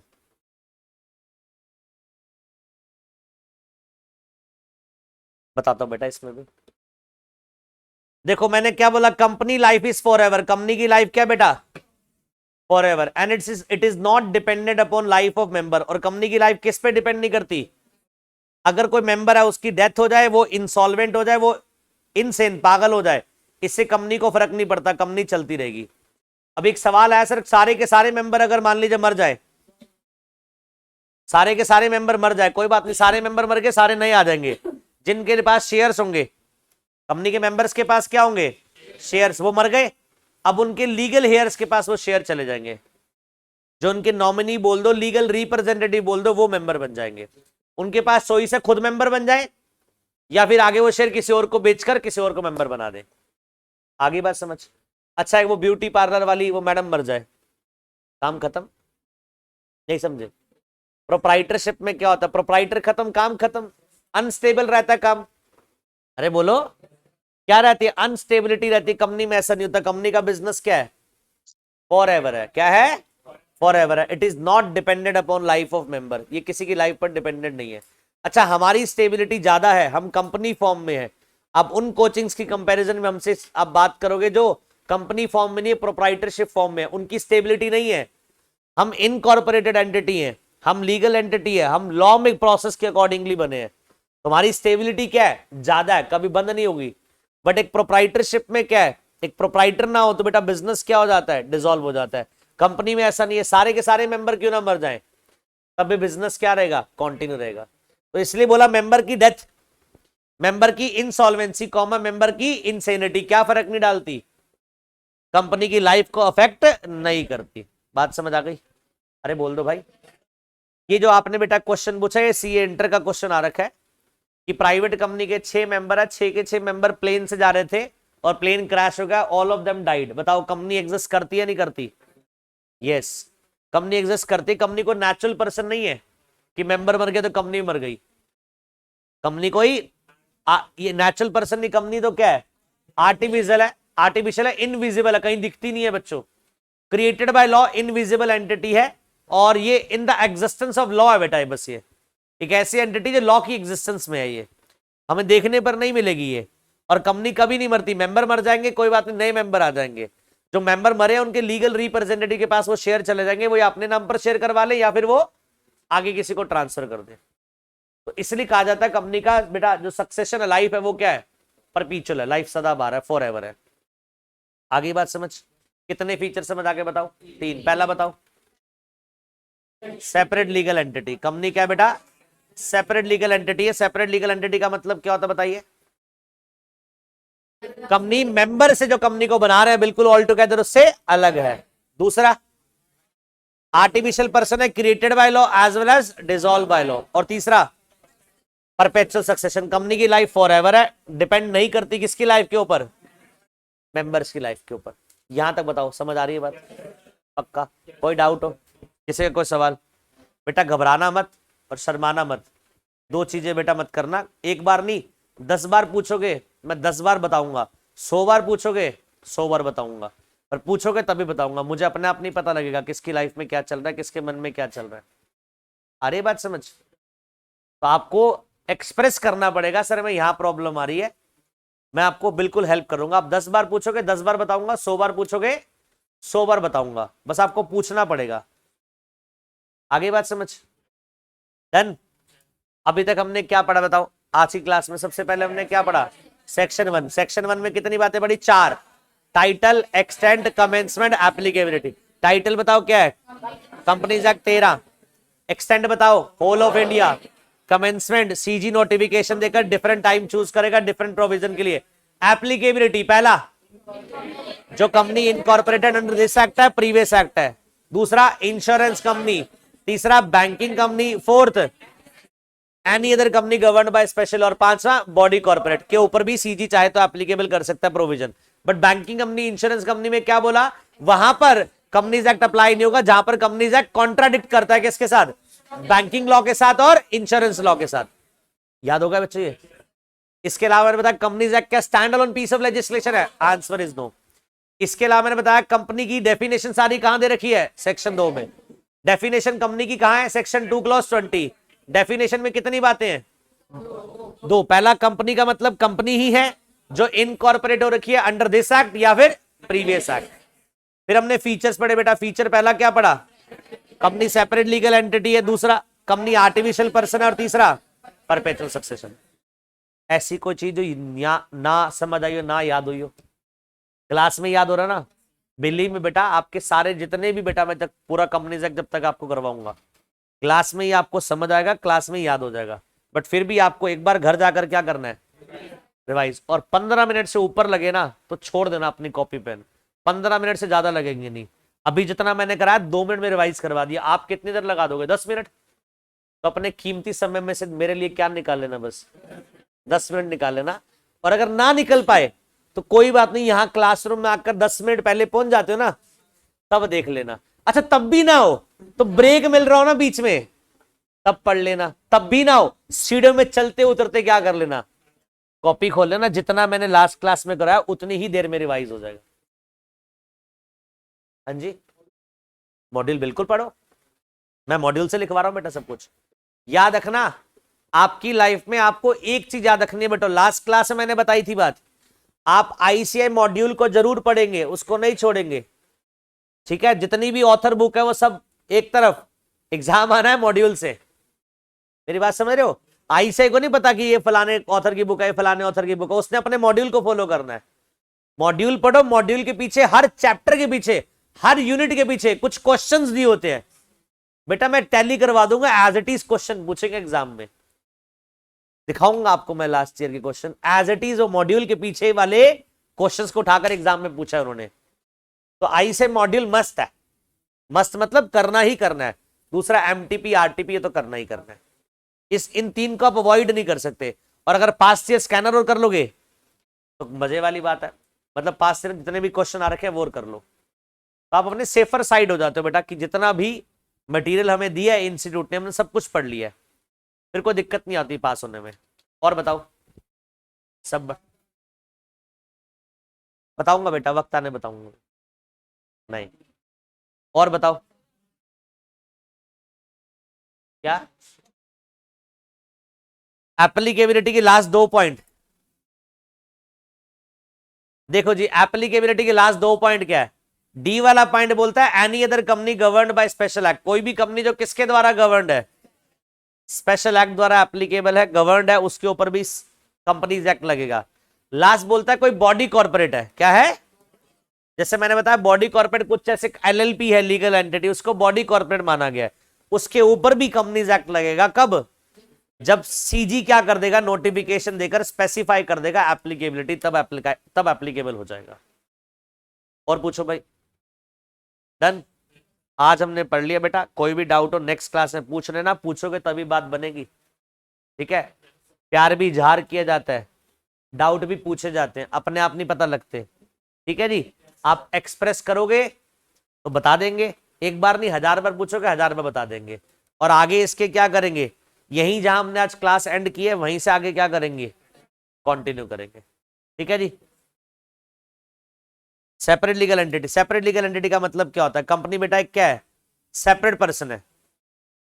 प्रोप्राइटरशिप में एक बात बता, जब प्रोप्राइटरशिप होती है, प्रोप्राइटर और प्रोप्राइटरशिप में कुछ फर्क नहीं होता, दोनों क्या है, सेम पर्सन है। जो प्रोप्राइटरशिप फर्म चलाते हैं और प्रोप्राइटर होते हैं, दोनों अलग अलग नहीं होते, दोनों क्या होते हैं, सेम। ऊपर मुंह करो, पार्टनरशिप एक्ट आपने पढ़ा ना? पार्टनरशिप एक्ट में property of property of partnership किसकी होती है? Property of partner. बट मैंने क्या बोला, property of company is the property of company, not member, because both are separate. But partnership में पार्टनर और पार्टनरशिप फर्म सेपरेट नहीं है, दोनों क्या है, एक ही है। जो लाइबिलिटी किसके ऊपर आती है, पार्टनरशिप फर्म के ऊपर, वही लाइबिलिटी किसकी होती है, पार्टनर्स की होती है। Therefore partners liabilities are unlimited. यहां पर बेटा लाइबिलिटी कंपनी की हमारी नहीं है, therefore members liabilities are limited. अभी आगे आएगा वो, समझ आ गया? तो पार्टनरशिप में लाइबिलिटी क्या होती है, अनलिमिटेड होती है। पार्टनरशिप सेपरेट एंटिटी नहीं होती। कंपनी में लाइबिलिटी लिमिटेड होती है मेंबर्स की, कंपनी क्या सेपरेट एंटिटी है, ठीक है बच्चों? थैंक यू सो मच, मिलते हैं नेक्स्ट क्लास में। Till then bye bye, God bless you all.